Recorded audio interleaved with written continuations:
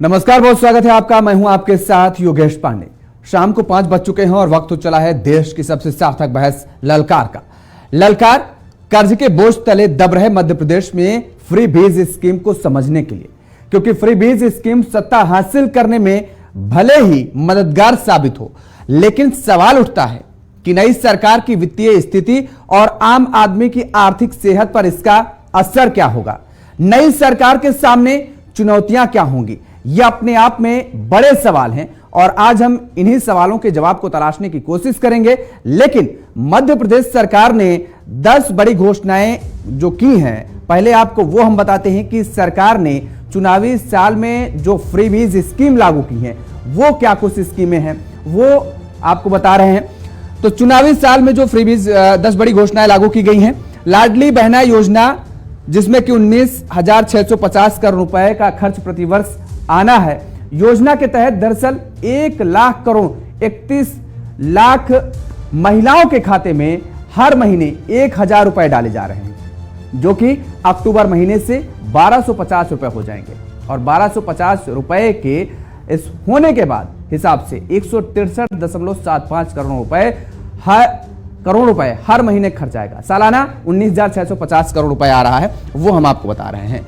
और इसके साथ ही जो अगली बड़ी योजना है वो आपको बताएं कि अगली किसान सम्मान निधि सरकारी खजाने पर जिसका असर पड़ेगा 17,050 करोड़ का ये अतिरिक्त बोझ पड़ेगा।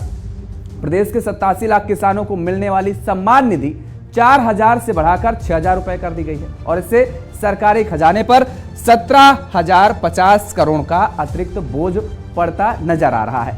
और अगली जो बड़ी योजना है, जो कि 20 जुलाई 2023 को शुरू की गई, मेधावी छात्राओं को लैपटॉप देने की योजना चलाई गई, जिसमें आपको बता दें कि 196 करोड़ 60 लाख रुपए का अतिरिक्त बोझ सरकार पर पड़ता नजर आया। दरअसल सरकार ने कक्षा 12वीं के 78,641 मेधावी छात्र छात्राओं के खाते में 25-25 हजार रुपए डाले और इससे सरकार पर 196 करोड़ 60 लाख रुपए का बोझ आया। ये सरकार पर हालांकि साल में एक बार ही ये बोझ आया है।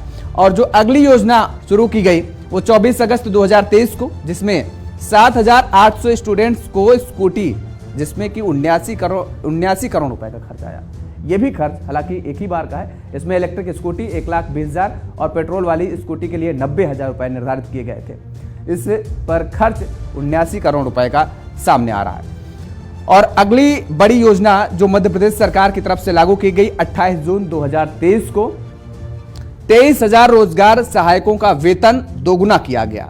248 करोड़ रुपए का इससे अतिरिक्त बोझ आया। हुआ क्या, दरअसल 9,000 से बढ़ाकर इन लोगों का वेतन 18,000 रुपए कर दिया गया और रोजगार सहायकों के वेतन पर सालाना 248 करोड़ खर्च होता है, जो अब 496 करोड़ हो गया। यानी 248 करोड़ का अतिरिक्त बोझ सरकार पर पड़ता नजर आ रहा है। अगली योजना का हम जिक्र करेंगे, चुनावी साल में जो लागू हुई 22 अगस्त 2023 को योजना लागू की गई। पंचायत सचिवों को 7वां वेतनमान यानी 181 करोड़ रुपए का अतिरिक्त बोझ। ये कैसे, वो आपको बताएं कि दरअसल जो सचिवों का वेतन था वो 34,632 से बढ़ाकर 41,814 रुपए कर दिया गया और नया वेतनमान देने से सरकार पर 181 करोड़ रुपए का अतिरिक्त बोझ पड़ता नजर आ रहा है। और अगली योजना का हम जिक्र करेंगे, 14 जुलाई 2023 को कर्मचारियों का डीए 4% बढ़ाया गया और इस पर भी 181 करोड़ रुपए का अतिरिक्त बोझ पड़ता नजर आ रहा है। इसमें 7.5 लाख कर्मचारियों को महंगाई भत्ता 38% से बढ़ाकर 42% कर दिया गया, जो कि सरकार पर 265 करोड़ रुपए का अतिरिक्त बोझ पड़ता नजर आ रहा है। अगली योजना 2 सितंबर को लागू की गई, जिसमें अतिथि शिक्षकों का मानदेय दोगुना यानी सालाना 575 करोड़ का बोझ।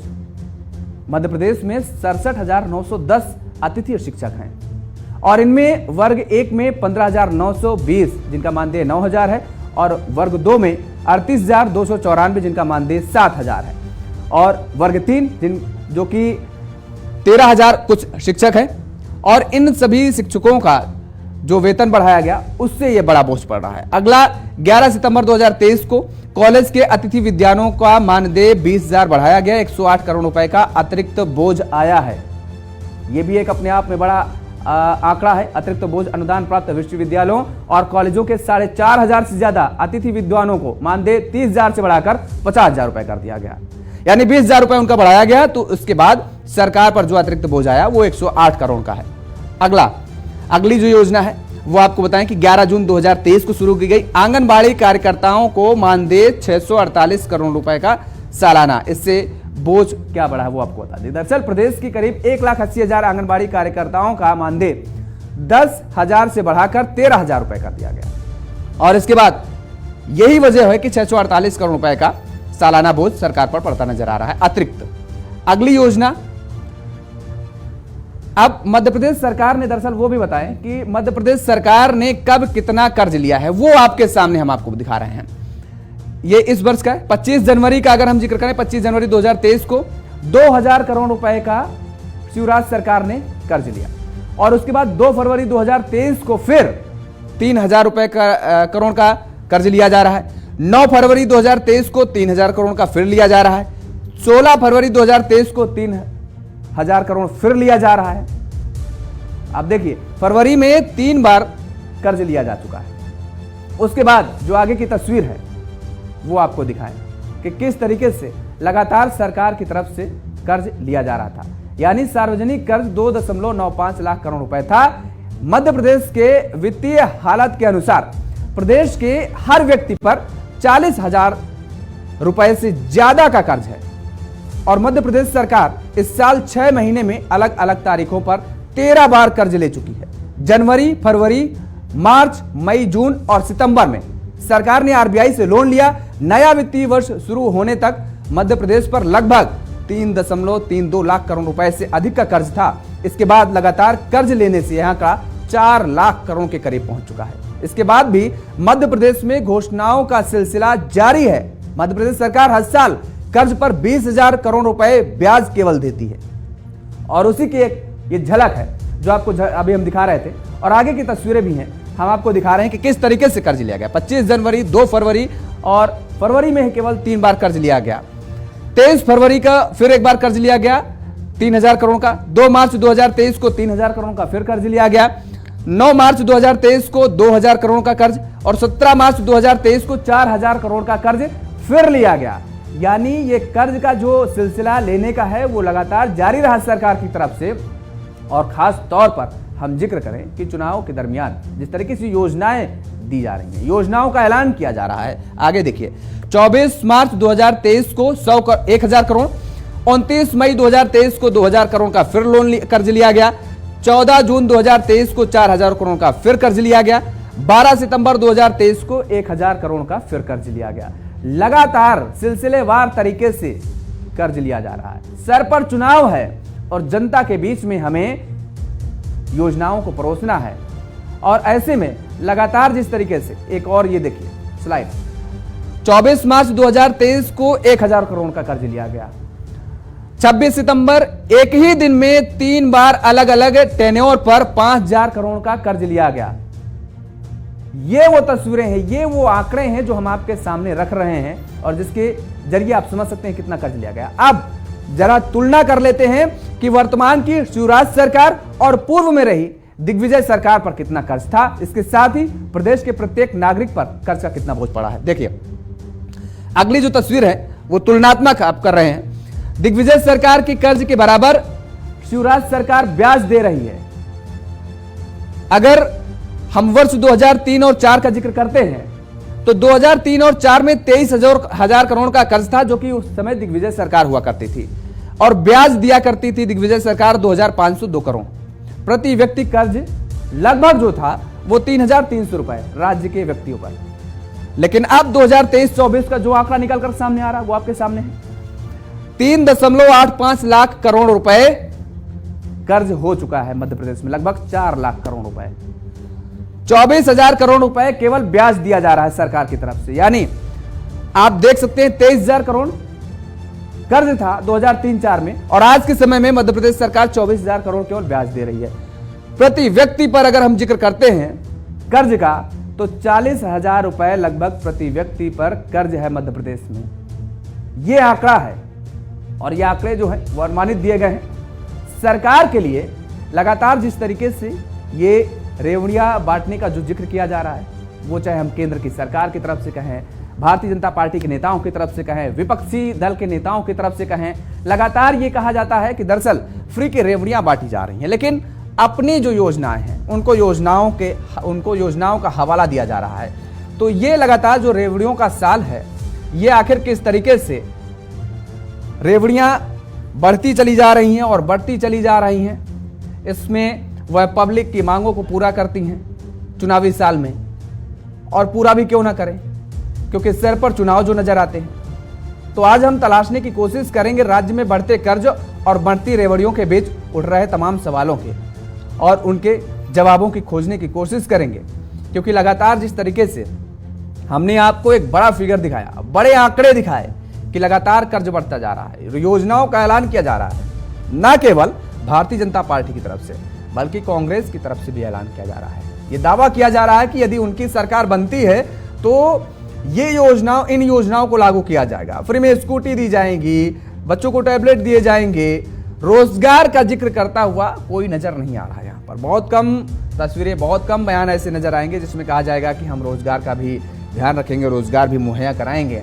लेकिन ज्यादा से ज्यादा दलों की और नेताओं की ये कोशिश है कि किस तरीके से फ्री के वायदे किए जाए, फ्री की बात की जाए, जिनको हम फ्री बीज भी कहते हैं, और उनको जनता के बीच में परोसने के काम किया जा रहा है, और उसके जरिए, उसके सहारे चुनावी नैया को पार किया जाए। हमारे साथ कुछ मेहमान जुड़े हुए हैं, आपका तारुफ करा देते हैं। अजय धवले जी हैं, भारतीय जनता पार्टी के प्रवक्ता हैं, रवि सक्सेना जी हैं, कांग्रेस के प्रवक्ता हैं, और आकाश जिंदाल जी अर्थशास्त्री हमारे साथ जुड़े हुए हैं।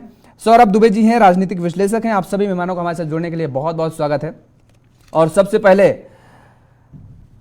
आकाश जिंदाल जी आपके पास आएंगे। आवाज आपको मिल रही है? तो आवाज मिले ना मेरे भाई जी। आकाश जिंदाल जी, सरकार पर बजट से ज्यादा कर्ज हो गया है, फिर भी नई घोषणाएं हो रही हैं, और इसका अगर हम राज्य की सरकार पर देखें तो वित्तीय असर क्या कुछ नजर आ रहा है? हम आपके पास इसलिए पहले आए क्योंकि अभी राजनीतिक मेहमानों के पास जाएंगे तो आरोप प्रत्यारोप का दौर शुरू हो जाएगा। आपसे समझने की कोशिश करेंगे कि ये जो योजनाओं का ऐलान किया जा रहा है, जो कर्ज लिया जा रहा है, फ्री की रेवड़ी बांटने की बात कही जा रही है, किसी भी राजनीतिक दल की तरफ से हो, इसका राज्य सरकार के वित्तीय सेहत पर क्या कुछ असर पड़ता नजर आ रहा है?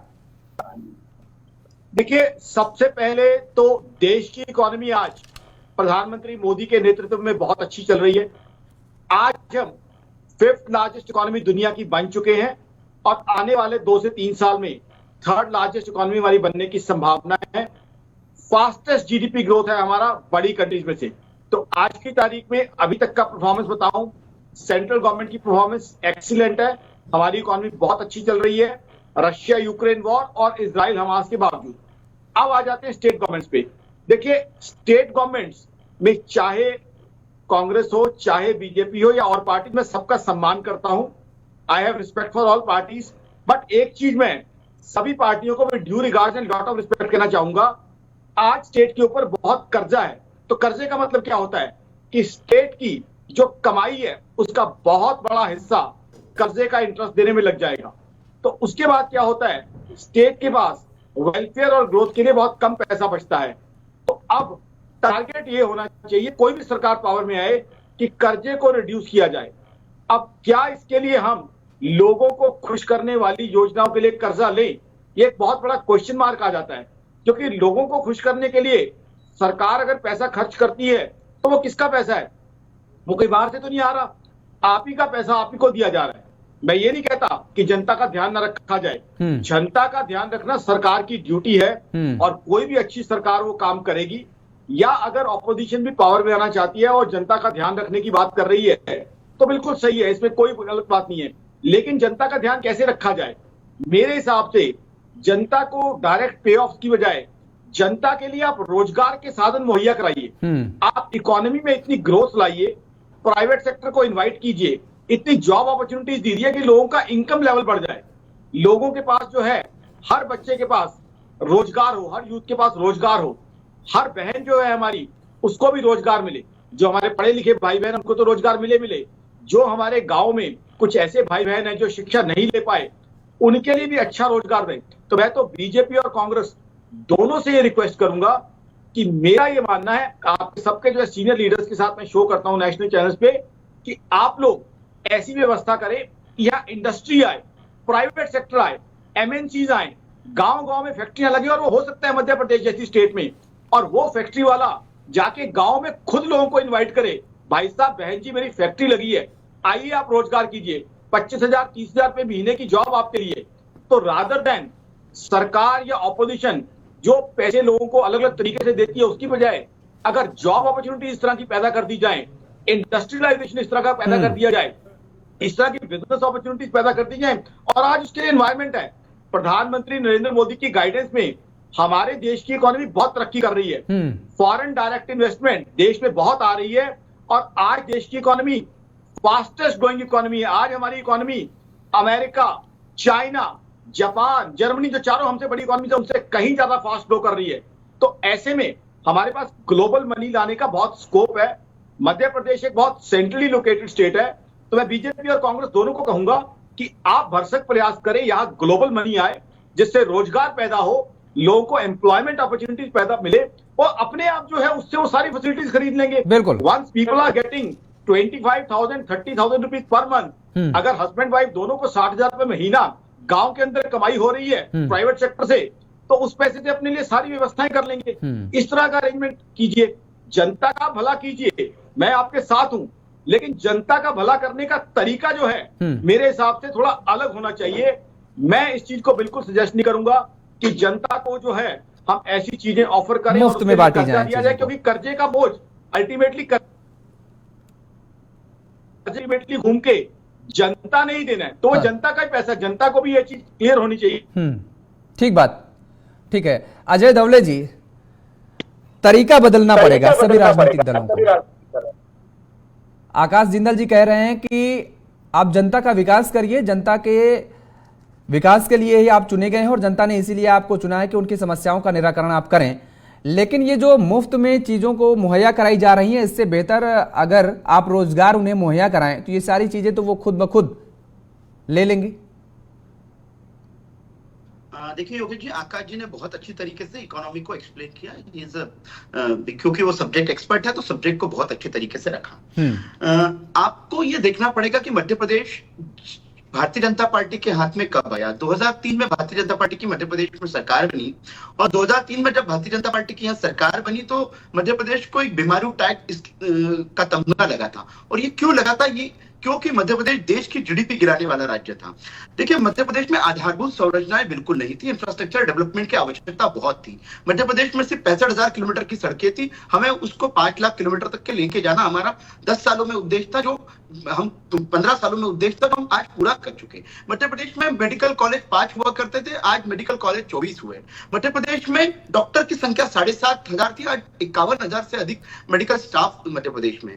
मध्य प्रदेश की आप जीडीपी की बात अगर करें तो मध्य प्रदेश का जीडीपी कोरोना काल में भी मध्य प्रदेश का जीडीपी लगभग 19% के ग्रोथ रेट से मध्य प्रदेश का जीडीपी बढ़ा है। मध्य प्रदेश में प्रति व्यक्ति यहाँ 11,000 होती थी, आज 1,40,000 है। आप मध्य प्रदेश की कर्जे की बात कर लेते हैं, मध्य प्रदेश में 2003 में भी कर्जा था। दिग्विजय सिंह जी के शासन काल में, जब दिग्विजय सिंह ने भारतीय जनता पार्टी को जब सत्ता मिली थी, तब भी मध्य प्रदेश में 20,000 करोड़ का कर्जा था। देखिए, कर्जा जो आप कर्जे को ऐसे दिखा रहे कि कर्जा क्यों लेना पड़ता है, क्या आवश्यकता क्या है, ये देखना पड़ेगा।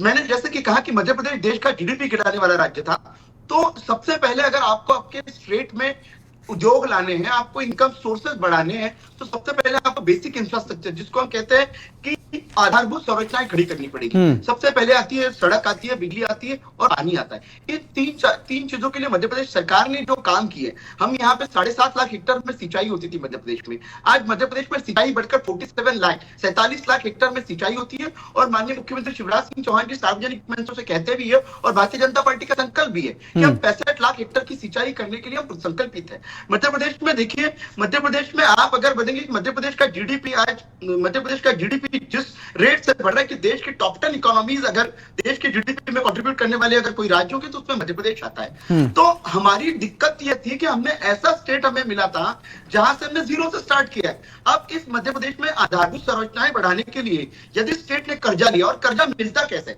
ये जो कर्जा होता है ये होता है सॉफ्ट लोन। ये हमें या तो आरबीआई देता है या फिर अन्य बाहर की एजेंसी से लेता है, जैसे एडीबी वगैरह एजेंसी से लेते हैं। और ये सॉफ्ट लोन टेन्योर के लिए मिलता है, जैसे 20 साल के लिए मिलता है, 25 साल के लिए मिलता है, या 50 सालों के लिए भी मिलता है, और इसका जो परसेंटेज होता है वो बहुत ही मिनिमम होता है। क्योंकि जो दूसरी बात आपको ये समझनी चाहिए कि अगर हम बात कर ले कि अगर कर्जे के ऊपर पॉलिटिक्स हो जाए तो ये देश, तो कांग्रेस का जो शासन काल था, हम सारी भुक्तभोगी 50-60 साल जो शासन काल था, उस शासन काल में, कांग्रेस के शासन काल में देश में अमाप कर्जा बढ़ा, लेकिन कर्जे से देश की पॉलिटिक्स डिसाइड नहीं होती। पॉलिटिक्स डिसाइड होती है देश में आपने विकास के क्या कार्य किए, उन कार्यों को करने के लिए क्या आपके पास यदि टैक्स मिलने वाली राशि का उपयोग, यदि टैक्स से मिलने वाली राशि का उपयोग आप जो है फ्री की योजनाओं में खर्च कर देंगे तो कैसे विकास हो पाएगा राज्य का, ये जरा समझाइए। देखिए आप फ्री, मैं यही आपको देखिए, भारत, योगेश जी, भारत के संविधान ने भारत को जो डिफाइन किया है, इंडिया मतलब भारत जो है हमारा वेलफेयर स्टेट है, तो वेलफेयर स्टेट का एक जो सबसे पहला काम होता है कि देश की आधारभूत जरूरतें पूरी करना। यहाँ पहले हमारा मूल उद्देश्य होता है बिजली, सड़क, पानी, जो हमारा जीडीपी बढ़ाने वाला इंडेक्स है, वैसी तरह रोटी, कपड़ा, मकान, ये देश की इकोनॉमी को बूस्ट अप करने के लिए एक बहुत महत्वपूर्ण घटक था। आप देखिए कि जो आधारभूत संरचना, अगर 80 करोड़ लोगों को राशन जा रहा है, कोविड काल में जो योजना शुरू हुई, तो वो निश्चित रूप से देश को सामर्थ्य, हम तारीफ करते हैं, हम धवले जी उसकी तारीफ करते हैं 5 किलो राशन की, लेकिन अब मुझे लगता है, मुझे जितना लगता है कि अब फिलहाल कोविड काल खत्म हो गया है, अब उस पर भी कुछ ना कुछ सरकार को सोचने की जरूरत होनी चाहिए। लेकिन मैं तो कह रहा हूं कि आप सड़कों का जाल बिछा दीजिए, बिजली 24 घंटे दीजिए गांव तक में। मैं कह रहा हूं स्वास्थ्य और शिक्षा बिल्कुल फ्री कर दीजिए, मैं ये भी कह रहा हूं बिल्कुल फ्री कर दीजिए। लेकिन फ्री में 1000 रुपए दे देंगे, 1200 रुपए दे देंगे, बच्चों की स्कूटी दे देंगे, टैबलेट दे देंगे, लैपटॉप दे देंगे, ये मुझे थोड़ा सा अनकंफर्टेबल लग रहा है। योगेश जी, स्वतंत्रता के बाद में भारतीय समाज को इवॉल्व होने में बहुत समय लगेगा, और समय लग रहा है। और आज देखिए, आज महिलाओं को 1000 रुपए महीना दिया जा रहा है, तो उसमें भी डिफाइन किया गया कि किनको मिलेगा। जिन महिलाओं को सशक्तिकरण की आवश्यकता है, जिन लोगों को निश्चित रूप से एक मासिक इनकम आने की आवश्यकता है, जिससे वो अपने घर में कंट्रीब्यूट कर पाए, उनका सामाजिक स्तर ऊंचा हो जाए।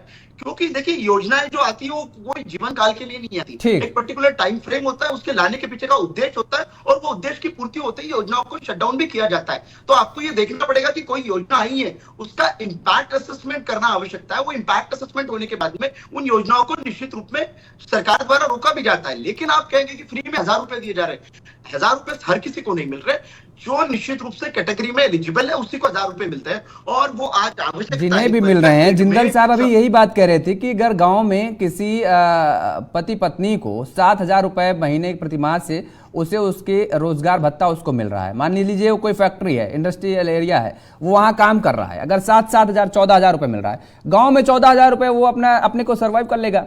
आप जो 1000 रुपए दे रहे हैं उसकी कोई जरूरत ही नहीं पड़ेगी। जिंदल साहब वही तो समझाने की कोशिश करेंगे, फिलहाल आएंगे आपके पास। लेकिन रवि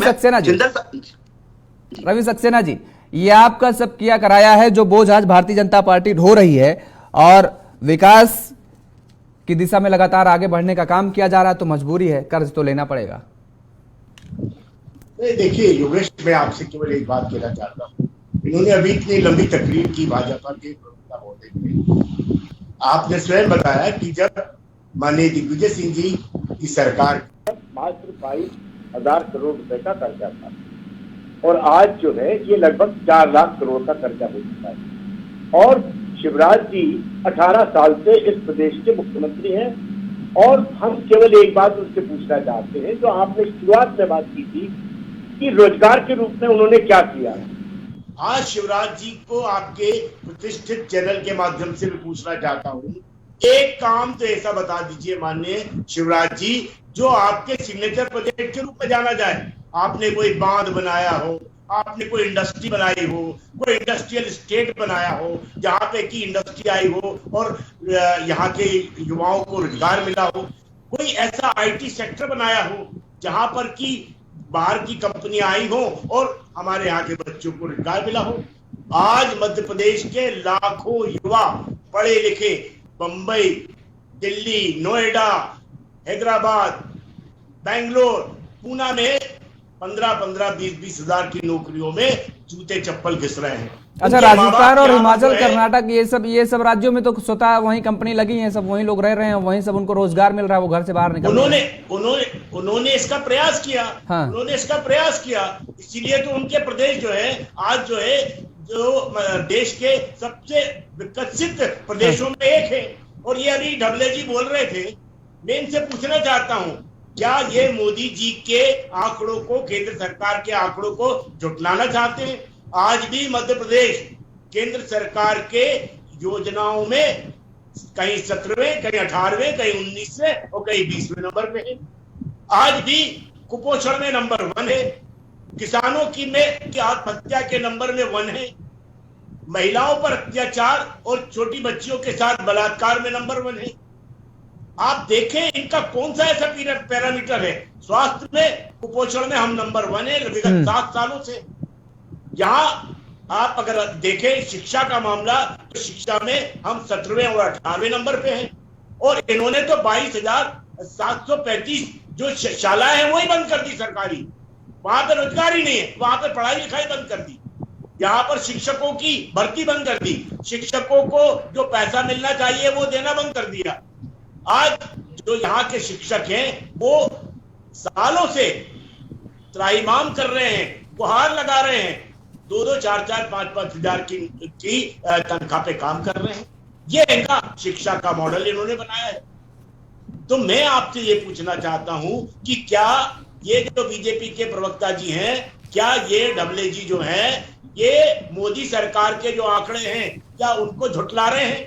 क्या मोदी सरकार जो कह रही है कि मध्य प्रदेश आज भी एक बीमारू राज्य है और 17वें, 18वें, 19वें पायदान पर इनकी सारी योजनाएं खड़ी हुई हैं, चाहे स्वास्थ्य का मामला हो, चाहे शिक्षा का मामला हो, चाहे रोजगार का मामला हो। अभी आपको मैं बताऊं एक बहुत ही इंटरेस्टिंग, मध्य प्रदेश में जितने भी रोजगार कार्यालय हैं वहां पर लगभग 42 लाख बच्चों का रजिस्ट्रेशन है, और उसमें से सरकार ने स्वयं कहा है विधानसभा के अंदर कि हमने मात्र 27 लोगों को रोजगार दिया है।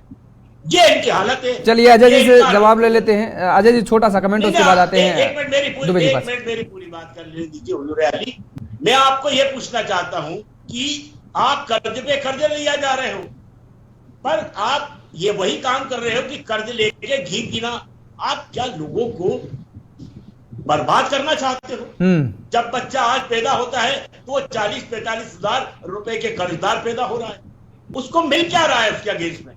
5 किलो अनाज, ये 5 किलो अनाज की जो बात कर रहे हैं, हम 5 किलो अनाज दे रहे हैं, क्या वो भीख है?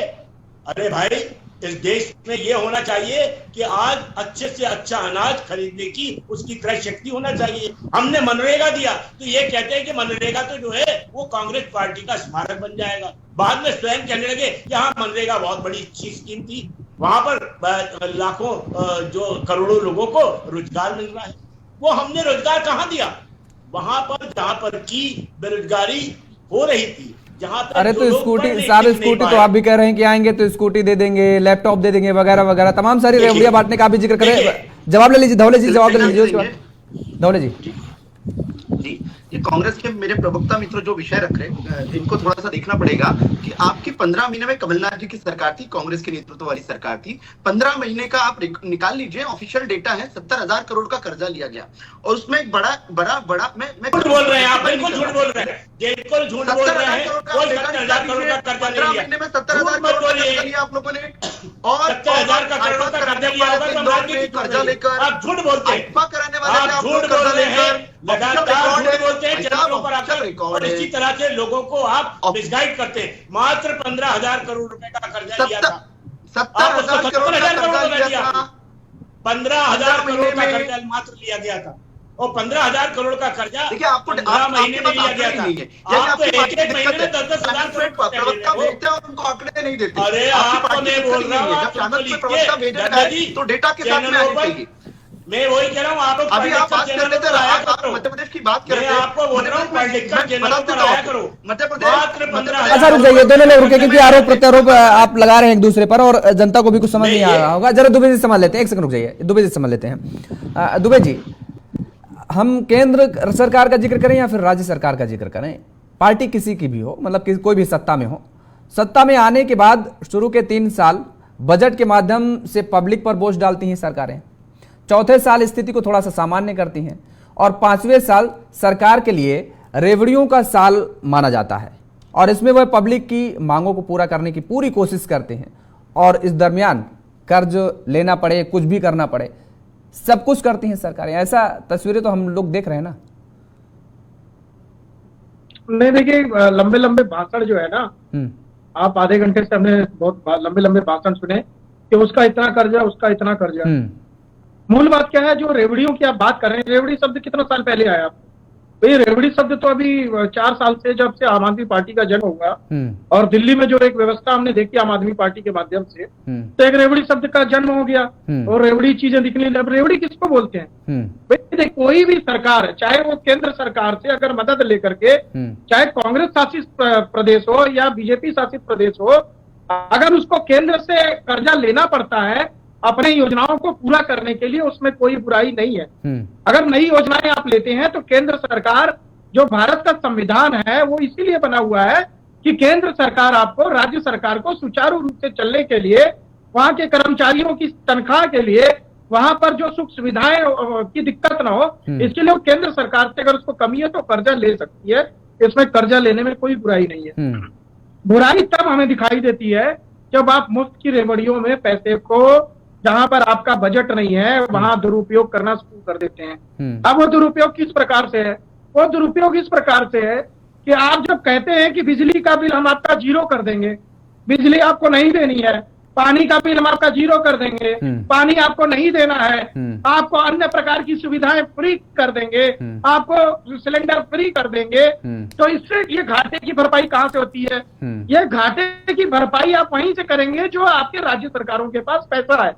अब वो पैसा जो केंद्र से आपने कर्जे में लिया, वो तो आपने योजनाओं को लागू करने के लिए लिया था, लेकिन ये जो मुफ्त की योजना आपने दे दी और उसको अपनी सिर्फ सरकार लाने के लिए और सत्ता में बने रहने के लिए, उसकी भरपाई आप कहां से करेंगे? उसकी भरपाई नहीं होगी तो हालात कैसे होंगे? जैसे दिल्ली में है, जैसे आपके कर्नाटका में है, जैसे हिमाचल में है। मैं कर्नाटक और हिमाचल का नाम इसलिए ले रहा हूं क्योंकि कांग्रेस ने कहीं ना कहीं आम आदमी पार्टी की नीतियों को कॉपी किया और इसलिए वहां की व्यवस्थाएं चरमरा गई। हिमाचल प्रदेश जो अभी इतनी कठिनाइयों और संकटों से गुजरता रहता है, हर बार बारिश में इसमें दिक्कतें आती है, उसको जो एक्स्ट्रा बजट है वो केंद्र सरकार पहले से देती चली आई है। लेकिन अभी जो 1 साल पहले चुनाव हुए, उसके अंदर आपने क्या बोला कि भैया हम बिजली इतनी सब्सिडी फ्री कर रहे हैं, किसानों का सारा कर्ज माफ कर देंगे। कोई भी सरकार हो, मैं तो बिल्कुल जो नरेंद्र मोदी जी है उनकी एक बात से बिल्कुल सहमत हूँ। वो सिर्फ एक बात ये है कि आत्मनिर्भर भारत। मोदी जी हर एक व्यक्ति को कहते हैं कि आप आत्मनिर्भर बनो। वो फ्री की रेवड़ी का कभी भी चुनाव में प्रचार प्रसार नहीं करते हैं। ये एक अच्छी बात है, इसको सभी पार्टियों को स्वीकार करना चाहिए। लेकिन मैं आपको कह रहा हूं, लेकिन वहां पर जहां पर सिलेंडर की कीमत 500 रुपए कर दी जाती है, अब वो 500 रुपए की कीमत कहां से आप ला रहे हैं? भाई आप अपने कोष में से ही तो दे रहे हैं, जो आपका राज्य सरकार का कोष है उसकी भरपाई आप कहां से करेंगे? फिर आप केंद्र सरकार के ऊपर आरोप लगाएंगे कि हमारे पास पैसा नहीं है तनख्वाह देने के लिए कर्मचारियों को और केंद्र सरकार हमसे भेदभाव कर रही है। तो राज्य में जिसकी भी सरकार हो, केंद्र उसका मतलब नहीं है। सुप्रीम कोर्ट ने सख्त निर्देश दिया कि फ्री की रेवड़ियों को बंद किया जाए।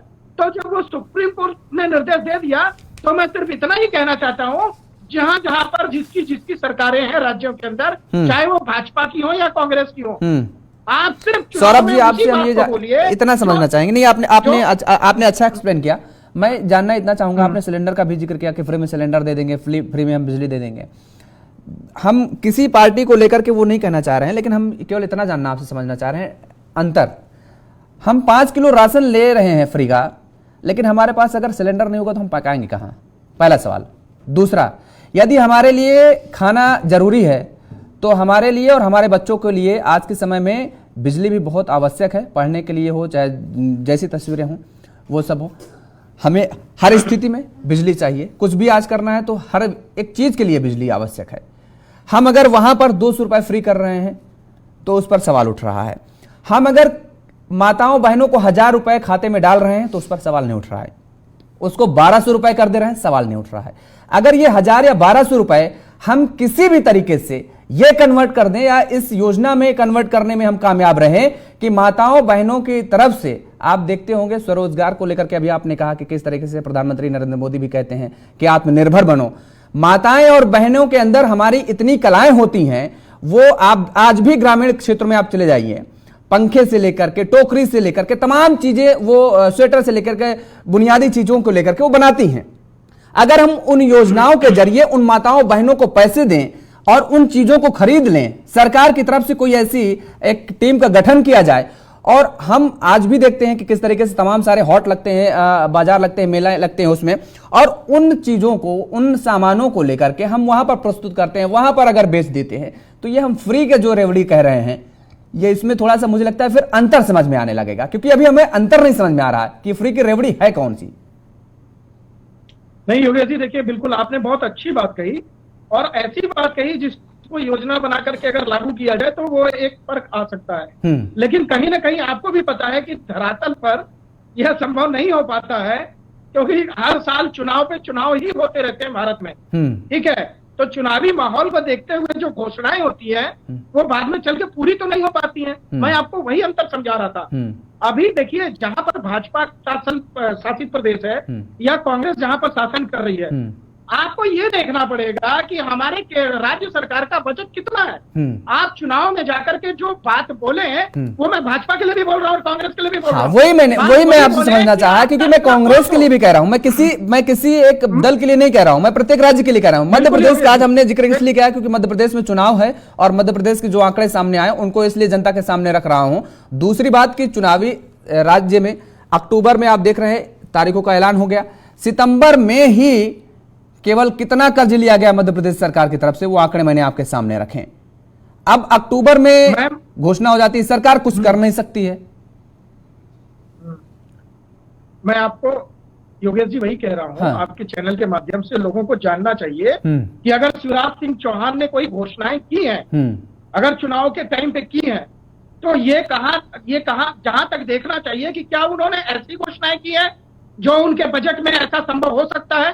पिछले 3 बार से शिवराज सिंह चौहान 4 बार से मुख्यमंत्री रहे, हाँ। तो 4 बार से मुख्यमंत्री रहते, क्या उन्होंने कोई ऐसी घोषणाएं की क्या कि जिसके बाद कंगाली छा गई हो प्रदेशों के अंदर, जिसके बाद हाहाकार मच गया हो जनता के अंदर। 80 करोड़ जो आप भोजन देने की बात कर रहे थे, वो कोरोना काल का एक भयंकर संकट था जिसमें प्रधानमंत्री जी ने स्वयं निर्णय लिया था। मैंने तो धौले जी मैंने तो तारीफ की, धौले जी ने जब कही बात, धौले जी ने जब बात कही 5 किलो राशन की, तो मैंने तो बहुत तारीफ की, और मैं हमेशा से मैं तारीफ करता रहा हूं। लेकिन वर्तमान में मैं सवाल भी उठा रहा हूं, लेकिन मैं वर्तमान के परिदृश्य से सवाल भी उठा रहा हूं। दुबे जी, आप भी जाते होंगे लोगों के बीच में, जनता के बीच में, ग्रामीण क्षेत्रों में भी आप घूमते होंगे और मैं भी घूमता हूं। आज की तस्वीरें क्या है, बिल्कुल बदल चुकी हैं। आप बताइए, कहां पर, किस मार्केट में, शहर हो, गांव हो, कहीं भी हो, कहां पर आप आज मास्क लगाया जा रहा है, कहां पर सैनिटाइजर का यूज किया जा रहा है, कहां पर सोशल डिस्टेंसिंग का यूज किया जा रहा है। कोरोना काल का दौर अब जो है वो खत्म हो चुका है। अब लोगों को आत्मनिर्भर बनाने की जो बात करते हैं, अब उस दिशा में प्रेरित करने की प्रयास करने चाहिए, सरकार किसी की भी हो। वर्तमान में बीजेपी के केंद्र में है तो मुझे लगता है, लेकिन अब ये 5 किलो का जो राशन है, बहुत सारी ऐसी तस्वीरें आती हैं कि एक घर में 2-2, 3-3 लोग राशन लेकर के आते हैं और उसके बाद सीधे दुकान पहुंच जाते हैं। ऐसी भी तस्वीरें सामने आती हैं, आप भी देखते होंगे। योगेश जी, उस पर देखिए, नियंत्रित करने के लिए एक जो है कमेटी बननी चाहिए, जिस प्रकार की आप बात कर रहे हैं। लेकिन जो आप कह रहे हैं ना कि बहुत, आप ये देखिए, कोरोना सिर्फ कोरोना नहीं था, कोरोना के बाद कई घर बर्बाद हो गए थे, कई लोगों की नौकरियां चली गई हैं, आर्थिक रूप से संकट में आ गए हैं, कई लोगों ने कर्जे लेकर के अपने घर चलाए हैं। उनको मजबूत करने के लिए 3 साल, 4 साल, 5 साल उनको, आपको ये राशन के लिए इसको देना ही पड़ेगा, क्योंकि ये उनका मूलभूत अधिकार है भाई। चलिए, धौले जी के पास आ रहे हैं। हमारा मूलभूत अधिकार, मेरा मानना यह है कि स्वास्थ्य, मेरा मानना है कि मूलभूत अधिकार जो है वो स्वास्थ्य है, शिक्षा है, रोजगार है। 3 मूलभूत अधिकार मेरे अकॉर्डिंग मानने हैं। ये जो राशन है, इसमें कुछ तब्दीली करने की मेरे नजरिए से आवश्यकता है। नहीं, आपकी बात ठीक है, लेकिन भोजन पेट में जाएगा। भोजन का मैं बता रहा हूं जी, अगर रोजगार हम मुहैया करा देंगे तो भोजन के लिए वो दिन रात जो है वो परेशान नहीं होगा। धौले जी, आप बताइए, आप कुछ बोलना चाह रहे हैं? मैं ये बोलना चाह रहा था कि आकाश जी सब्जेक्ट एक्सपर्ट है, he knows the very well the crust of economy. उन्होंने कहा कि आपको ये जो निकालने का तरीका है, 80 करोड़ लोगों का राशन बंद करने का तरीका है, ये एक फेज वाइज मैनर में होगा। जब आप असेसमेंट करोगे, इम्पैक्ट असेसमेंट, तो देखिए योगेश जी, ये टीवी डिबेट के हमारे लिए बड़े क्यूरियोसिटी के विषय हो सकते हैं, लेकिन आपको जमीन पर जाके देखना पड़ेगा कि देश में कोरोना की विभीषिका के बाद भी आज भी हमारा देश एक स्ट्रीमलाइन होने में समय लगेगा। देखिए, हम कभी फ्रेजाइल 5 इकोनॉमी में हमें नोट किया जाता था, आज हम फैबुलस 5 है। देश की टॉप मतलब पूरे विश्व की टॉप 5 लार्जेस्ट 5 इकोनॉमी में हमारे, और हमारा टारगेट जो है कि हम टॉप 3 में जाना है। लेकिन उसके लिए जो प्रधानमंत्री जी कह रहे हैं कि हमें आत्मनिर्भर बनना पड़ेगा, इसमें प्रधानमंत्री जी देशवासियों को भी आह्वान करें कि ये मेरे अकेले का काम नहीं है, आप लोगों को भी इसमें संकल्पित होना पड़ेगा। आप बात कर रहे थे, मेरे कांग्रेस के प्रवक्ता मित्र मनरेगा का बात कर रहे थे, हम लोग कहते बहुत अच्छी योजना थी, लेकिन मनरेगा में क्या होता था, पहले पैसा पंचायतों के खाते में डलता था। आदरणीय मोदी जी ने आने के बाद में क्या किया, सबसे पहले बात, अगर इनका जो इनकम और इनकी जो कमीशन खोरी थी उसको बंद करने के लिए सबसे पहले देश में हितधारक जो हितग्राही होता था उसको डीबीटी के माध्यम से पैसा पहुंचाना गया, तो हमने लूपहोल्स बंद कर दिए। अब बात आप जो कर्जे को और देश को विकसित करने के लिए जो अनुपात की बात कर रहे हो, तो कोई भी सरकार, मतलब मैं भाजपा सरकारों की बात कर रहा हूं, आप सारी भाजपा प्रणीत सरकारों का उदाहरण उठा लीजिए, कोई भी भाजपा प्रणीत सरकार केंद्र सरकार की जो एक पैरामीटर्स डिसाइड किए उसके बाहर जाके कर्जा नहीं लेती, क्योंकि हम मानते हैं कि हमारा ऐसा नेतृत्व आदरणीय प्रधानमंत्री जी इस सारी चीज के लिए बड़े सशक्त है और वो बड़े ही कठोरता से इन सब विषयों को कहते हैं। देखिए, वो फ्री बीज के बिल्कुल विरोध में। आप देखिए, कभी भी आप प्रधानमंत्री जी की चुनावी राज्यों में भाषण देखिए, वो कभी भी चुनावी लॉलीपॉप देने का काम नहीं करते, वो देश की बात करते, वो राष्ट्र की बात करते, वो टॉप 3 विश्व की, भारत को टॉप 3 इकोनॉमी में बनाने की बात करते हैं, वो हमेशा से बात। अच्छा जी, ठीक है, वो बात करते हैं, लेकिन हो क्या रहा है? ये स्कूटी फ्री की देना, ये 1000 रुपए फ्री के अकाउंट में डाल देना, 1200 रुपए फ्री के अकाउंट में डाल देना, लैपटॉप फ्री में देना, ये फ्री बीज नहीं आता। योगेश जी, पूरा विश्व वैक्सीन के लिए घूमता फिरता रहा। मोदी जी के नेतृत्व में देश के इंडस्ट्रियलिस्ट और देश की इंडस्ट्रीज ने खुद की वैक्सीन डेवलप की, 200 करोड़ वैक्सीन के टीके लगे, तो आपको तारीफ करनी पड़ेगी देश। अरे मैं तो तारीफ कर रहा हूं, मैं जहां तारीफ करने वाली बात है जी वहां मैं तारीफ कर रहा हूं, लेकिन जहां सवाल उठाने वाली बात होगी वहां पर सवाल उठाऊंगा। अच्छा ठीक है, एक सवाल का जवाब दे दीजिए, उसके बाद सक्सेना जी के पास आते हैं। रवि सक्सेना जी ने एक सवाल पूछा कि मध्य प्रदेश में इतने दिनों से शिवराज सिंह जी सत्ता पर हैं, काबिज हैं, जरा कुछ उनको इंडस्ट्री के नाम बता दीजिए जो इंडस्ट्री लगाई गई हो। जो बहुत सारी इंडस्ट्रीज लग गई, आप देखिए, आप पीतमपुर में सेब निकाल लीजिए, आप एक का नाम बता दूं जिसमें 2-4 पीतमपुर का सेब ले लीजिए, आप रेमंड ले लीजिए, आप देखिए, आप अडानी के पावर प्लांट आपने लगाई है, सरकार लगाती है क्या? सरकार लगाती है, सरकार इंफ्रास्ट्रक्चर देती है। मैंने एक आध इंडस्ट्रियल एरिया बनाया, एशिया का सबसे बड़ा पावर प्लांट लगा है, नहीं लगाई, एशिया का सबसे बड़ा पावर प्लांट लगा है, कहाँ लगाया? भाई साहब, अब डिबेट में आने के पहले किसने लगाया? वही तो बताओ, किसने लगाया? मध्य प्रदेश की सरकार के कितना रोजगार मिल रहा है? उस पर रोजगार कितना है? भाई साहब, वो बताओ। देखिए, अरे भैया, बेसिक दिक्कत आपकी दिक्कत ये है, आपको काम करना आता नहीं है, नाचना जाने आंगन टेढ़ा, हमेशा मूर्खता की बातें जो है वो सुन लीजिए। इसलिए शिवराज जी जो है, इसलिए देश की शिवराज जी केवल झूठ बोलने वाले काम है, उनको घोषणावीर उनकी पार्टी के लोग कहते हैं।